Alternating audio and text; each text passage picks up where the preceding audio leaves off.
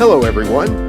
Welcome to In the Neighborhood with your hosts, Tim Johnson and Stacy Borho.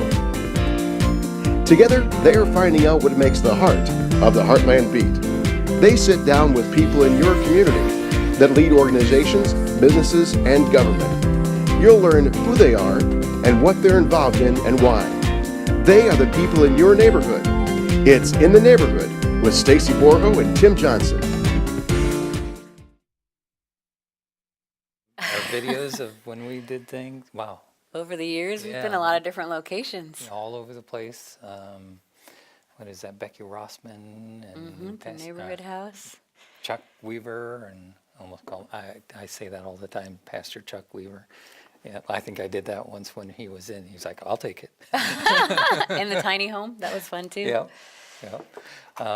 We are in the neighborhood. We're here on Peoria Life. In the Widecast Studios, right on Main Street here in Peoria.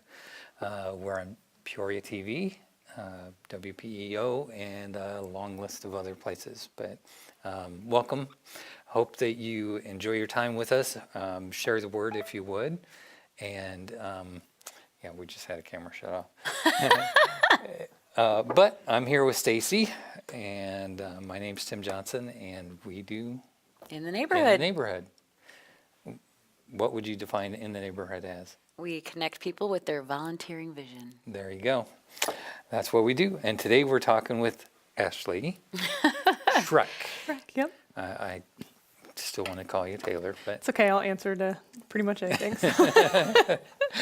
yeah. So I got to know you through the chamber and became good friends. And you're just like Miss Awesome. You are connected with a lot of cool things around Peoria. Thanks. That's nice of you to say. Epic No is, wonder why I like coming on this show. Right? Boost. Epic is one. Yeah, Epic is the most recent one. So that is my employer. I've been working at Epic for about a year now. Crazy Awesome. how time flies. I know, it's insane. Define that Epic for us. Real Yeah, quick. so EPIC stands for Empowering People, Inspiring Capabilities, and we are one of the largest providers of services for adults with disabilities downstate Chicago. Wow. Awesome. Do a lot of cool things there. Help a lot of people. I mean, now in Springfield too, is that right? Springfield, and then we have an office in Swansea. So we are literally from basically I-80 down. We serve more than 12 counties, but we say we serve 12 counties because we physically have someone living in each of those counties. Okay. And how long has Epic been around? We're going to be celebrating our 70th anniversary next year. So we've been around since 1950. That's amazing. Yeah, it started off with parents who had nowhere for their child with a disability to go. So it was parents coming together and saying, we want our children to be educated. We want our children to have the same opportunities as you and I. And one of our founders, Barbara Smiley, she would actually go to the hospital when someone was born with a disability and talk to those parents and hold their hand and say, it's going to be okay. We've got somewhere for you to go. So that's how we started. So humble roots, humble beginnings, and here we are almost 70 years later and expanding to almost the entire state. That's incredible. Awesome. What we're really here to talk to you about today is a cool project that I always thought, I drove by, I've been in different locations where some of the bridges are lit up really cool, and I'm like, yeah, that'd be really cool for here. But Yeah. tell us what this project is. Yeah, so I, with the help of Senator Chuck Weaver, have started a project called Light It Up, the Murray Baker Bridge. So Chuck's vision was to start 1,000 Pounds Project. And so 5 groups of different ethnical background leaders come together and they work on 5 different things to better our community. It may be hunger, it may be something with the educational system. So ours, it's been an idea of mine for a while, so Chuck's graciously given me the platform to push it. But we want to compete with cities like Omaha and Louisville, and you hear on the news some things about we're losing people so fast as a state, and Peoria is losing people as a city, and how do we retain our young professionals? And while lighting the bridge decoratively may seem like just a fuzzy, heartfelt, like fun thing to do, it actually can tie into our tourism and our economy in general. And it's just one of those things that give pride for our region, and it's a physical connector to Peoria, East Peoria, the rest of the community, the rest of the state. So it would just be a check off our list of something really cool for our region. So expand, light it up. So Yeah. for those who have no idea still what you're talking about, let's elaborate. Yeah, so the bridge is an IDOT bridge. It's a government-owned bridge, but they only really control aspects of the bridge that deal with traffic, Okay. whether it's the water under the bridge or not. So we are trying to light it decoratively. So it was decoratively lit back in 1991. Community members came together and paid money to physically put light bulbs on the bridge decoratively. And they said it was one of the first decoratively lit highway bridges in the country at that time. Wow. So since then, the lights have broken or burnt out, and there just hasn't been the disposable income funding to maintain it. So it's 2019. We're trying to do full colored lights, and then also come up with a sustainability plan to say, if you light the bridge in your colors, those monies go back into an account to pay for staffing, maintenance, things like that. We would hope that it would be so successful that at the end there would be monies left over for a beautification grant. So someone like Epic or a church or a regular community member that wants to do a beautification project that again are underfunded or unfunded for obvious reasons, it would have a little bit of oomph to get some of the beautification projects. So maybe it's Peoria Life wanting to, clean the streets in front of their building. You could hire a part-time person with those funds. The sky's the limit on what that could be. So we're hoping that people like Bradley would want to light the bridge in their colors. Red, White, and Boom would want to light it red, white, and blue for their Sure. celebrations. Someone could light it for their wedding at the Gateway Bridge. And you pay for uplighting in a ballroom. Why not pay for the bridge to be lit in your wedding colors? I mean, hey, we're not gonna stop anyone from lighting it. So however what they kind want. of costs does it if someone wanted to do that? Yeah, so that's kind of the hard part because we don't know how much it's going to cost. Okay. So each element of the bridge that would light up is going to be a different cost. Okay. The more aspects that light, the more the bill is at the end of the day. And it's really the computer system that's the most expensive. But you can't just go to Walmart and get string lights and make this happen. So Dang it. Probably make That'd be one heck of a string of lights. any electrical engineer that wants to help us out, no. The stakeholders have a contract with Farnsworth, and they're designing a lighting system decoratively. We're just hoping to get them to the next level because we don't know when they're going to be up there again. The bridge is closing in 2020, so now's the time to really pull the trigger. So instead of a colored light just being shown, let's really light it up properly while we're up here because it might be another 10, 15, 20 years before we get this opportunity again. So we have been talking to other cities that have their bridges lit, like Omaha, like Louisville, like Cox, Missouri, or Massachusetts, I'm sorry. And so like Louisville has an implementation of how to light it up. So for example, theirs is $1,000 a day, X amount for a weekend, X amount for a week. So we can really use that platform and Sure. copy it with levels that are appropriate for our economy here in Peoria. So that's really going to help. We can try to work with places like Ameren to try to do electricity grants and things like that because it's also an energy saver. Upgrading the technology will save on the power bill in the long run. And from our understanding, the city of Peoria pays that electric bill currently for anything additional. So it's very exciting. Lots of things happening. It's not so scary when we've got friends that have done it. Quincy, for example, has lit their bridge. Now, the only exception to that is that was a brand new construction build from the bottom up. The Quad Cities I-74 bridge is a new construction from all the way up. So ours should be a little bit easier because we're not building a brand new bridge. They're resurfacing, redecking it, and then we can put the lights on. So I was watching this video within the last 2 days of South Korea, and they had this beautifully lit bridge. I mean, they showed a cityscape at night, and just was really impressive, and set a really cool scene for people flying into South Korea. Yeah, it's hugely impactful. And in fact, the Murray Baker Bridge is listed as one of the top free things to do in our region because so many photographers come and flock. to it to take pictures of it. So right now on our Facebook page, we're actually doing a photo contest. So anybody who's a photographer or amateur, professional, has a picture of the Murray Baker Bridge, submit it to our Facebook page, and the most likes will be part of our marketing campaign going forward. Very cool. So it's really hard to have a picture of the bridge because we've never lit it before. So the Cox Bridge in Lowell, Massachusetts is actually the most comparable to ours. So that's what we have been using as this is what it could look like. So it'd be really cool to get some pictures of our own bridge and celebrate it. The Murray Baker himself is 60 years old. So it opened to traffic in 1958. So. Wow. So if we're able to light this bridge up, how soon do you think we'd be able to do that? Well, the construction is supposed to be from April to November of 2020, so we're hoping it gets done during that timeline. Okay. Little donations are starting to trickle in here or there, but we're really going to do a full-blown campaign here soon, working with the current stakeholders of the bridge because we are just community members from the region, young professionals trying to get this accomplished.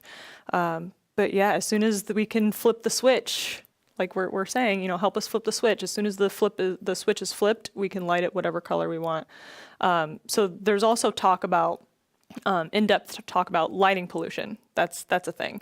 You hear about noise pollution. There's also lighting pollution. So how does it affect the barge traffic going underneath? How does it affect the traffic driving on it? How does it affect the nature around it? How does it affect the people living downtown? There's all these things that we're talking about. So it's much more than just lighting a bridge.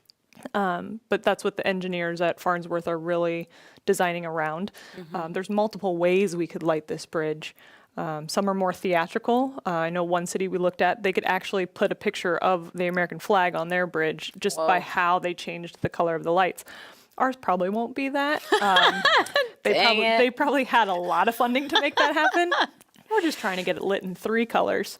And hopefully that one of those could be the actual architecture of the bridge and not just the pylons on the bottom or a line going across the road.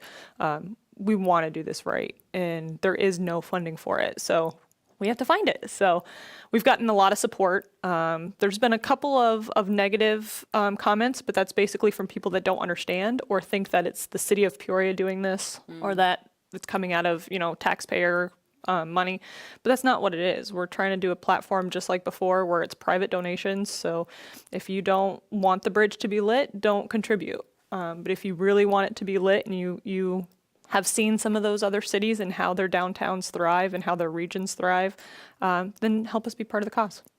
So how does someone donate? Yeah, so we have a website. It's just easier to Google Light It Up 74, but we also have a Facebook page, Flip the Switch 74, and you can find all information. We're basically the voice of the project for the stakeholders. So if there's any updates on construction, things like that, we're going to try to push out that information to the community. But you can go to our website and there's a donate now button where you can donate right away. Or you can ask us questions. You can say, hey, I want to help. I want to throw a fundraiser. So like penny wars for high schools, for example, lemonade stands, we'll take it all. So get creative, region of Heart of Illinois. We're going to make it happen. So do you have funds raised already? We do. We have a couple, probably about 1,000 in private funds collected, and then we have applied for a grant with Chuck Weaver's Leaders Change Illinois, so that's another 1,000. And then we've talked to our other communities about how they got their bridges funded, and so there's some grants that we could try to write. But again, we're 4 young professionals working full-time jobs, trying to get this done, so we need all the help we can get. But then we'll also do a fundraising campaign, much like they did back in 1991. If you go down to the Peoria side of the bridge right now, now that the snow's melted, there's actually a plaque down there with the list of all the companies and all the people that paid to light it before. So we want to try to do a VIP event so we can host those people to say, thanks for doing this the first time. You actually led the charge. It's a shame that it didn't stay lit. So we want to try to get them involved or re-involved again, because we're not lighting the bridge. We're actually relighting the bridge because it was lit once before. So there may be a couple other fundraisers happening, like a Halloween party. Keep your eye out for that one. So yeah, just little fun things to try to get the community involved and really get people excited about doing this as a community. So if somebody wants to help and has a passion for it, then you need volunteers. Yep. We need volunteers. We need advocates. We need people out there talking about it. We've got great advocates in our team and people like you giving us a platform to tell the story and to say, hey, this is happening.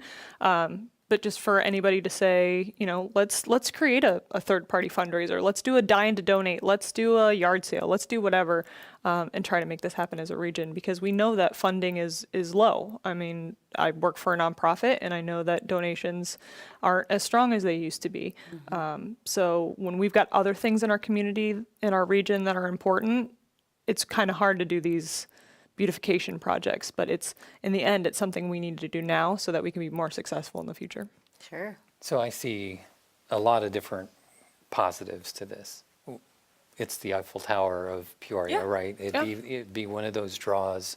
We're losing a lot of young because, we haven't had, with the downtown coming up like it is, I think it's a perfect opportunity to come in. We can't say that if we light a bridge, our young professionals are going to stay, or if we light a bridge, this is going to happen. But it's not going to hurt. Yeah. It's just a step in the right direction for all the other things that need to unfold and happen in our community. So why not? Yeah. Well, they're looking for a cool, young, energetic, something that really makes a statement. It's going to play off the backdrop of all of our events downtown. We tried to find out how many people visit downtown. Now, while we don't have East Peoria numbers and beyond, it's about 1.7 million people that see that bridge a year, whether they're down on the riverfront. And that's just a one-time view. That's not multiple. That's not people driving across the bridge to get to work, people at work every day. But 1.7 million people view that bridge on the Peoria side a year. So Add the people that are driving across it, and for any reason. you're talking a lot. Yep. A lot of people. Yep, a lot of people see it, and it could be hugely impactful for our region. It also, if it's lit, it's also lighting the downtown area, so it promotes safety. It's not going to fight crime by any means, but at least our downtown will be more vibrant, more bright, more welcoming. But it's not just Peoria; it's for the whole region. Yeah. So I did do a little bit of research. One of the things that I had was, what about glare? And the LEDs are not like the old lights that were on the outside Yeah. that really are glary. It's more of a softer soft light. glow, yeah. Yeah. And again, the engineers know how lighting works. I mean, that's their job. So they really know placement and how it won't affect the cars traveling. One of the communities we talked to, they've got a lot of bridge traffic as well underneath on the water. So there's actually like a laser or something. Don't ask me because I'm not the engineer. But they shine a laser and it turns off the lights for 10 minutes so that something can go through.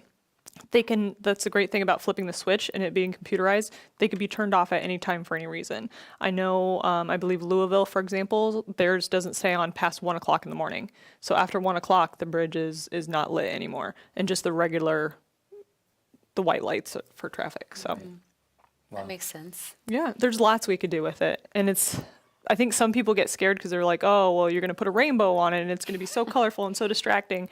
But it can be tastefully done, and we're working to get that accomplished. So you said 3 colors. We would hope 3 colors. So white would be your neutral base. And then most logos or things are about 2 or 3 colors. So for example, red, white, and boom, you would need red, white, and blue. So you've got your white, plain base color, and then 2 other functions of the bridge could change. Bradley would need 2, red and white, but 3 would give you more options for people to change it if you use white as your base color. Sure. So that's what we would shoot for. So are they able to do a light show on it? No, probably not. Probably wouldn't be that crazy, but it just depends. It depends. It depends on how much money we raise, depends on what will be done. So we don't really have a target goal in mind because Farnsworth would be the one to tell us what that is. We've been saying probably anywhere between 500,000 and $1 million, just spitballing compared to what the other communities have spent. Again, some are more theatrical than others. But it really just depends on what we end up doing. So say we don't raise enough to get 3 colors and get it extravagant, that's still going to be something. It's still going to be better than nothing. It's still going to be some color, some change.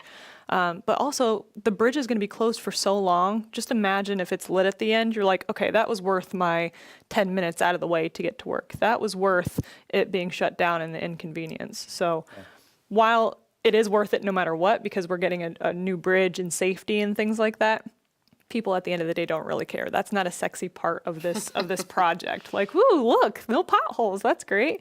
But at the end of the day, if it's lit and it's colorful, I think that'll bring more of an impact to the inconvenience that we're going to face here soon. Yeah, I was a little more disappointed when they went with more of a generic color on the bridge. So I heard it was orange before, and because so many people have commented that, like, oh, bring it back the old color, because they're not painting it. They're just resurfacing and fixing it. And I was like, really? Burnt orange before? And you guys liked that? It was like, cool. Yeah, it did. and that would make a be the other difference. thing. Once it's lit, the color that it is now, that lighter gray color, will actually play better to the lights than a bright color would. But what I was saying is we went more generic, and I liked that it had a statement before, and this would be even more of a statement. Right, So, absolutely. Just imagine being downtown at a riverfront concert and that being the backdrop to the stage. Or someone just took, I think it was like homecoming or winter pictures down there. Imagine that as your background. So if we get this done, there's going to be an influx of photos at the bridge for sure. Yeah. Just a tourism flock. Plus you have walking paths on both sides of the bridge.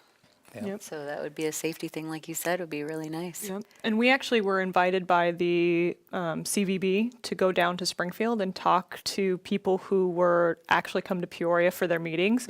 And they got so jazzed that there could be a possibility of lighting the bridge for their clients when they come to town.